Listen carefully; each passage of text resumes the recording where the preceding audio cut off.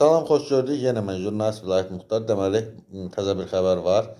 Bakı, Tiflis, Bakı qatar reysinin açılması ilə bağlı məlumatlar son günlərdir yayılır.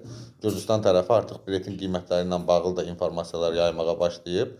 Belə ki, Gürcüstan tərəfi biletlərin kupe, yəni standart paketlər üçün 31 manat, VIP paketlər üçün isə 44 manat, yəni 43 manat 30 qəpik. Biz 50 lari, 70 lari olmasını planlaşdırır.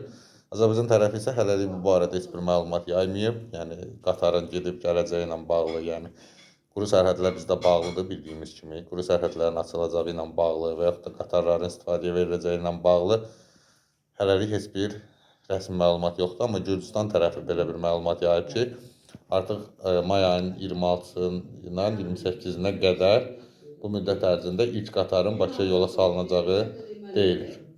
Kanala abunə olmağı unutmayın. Sağ olun.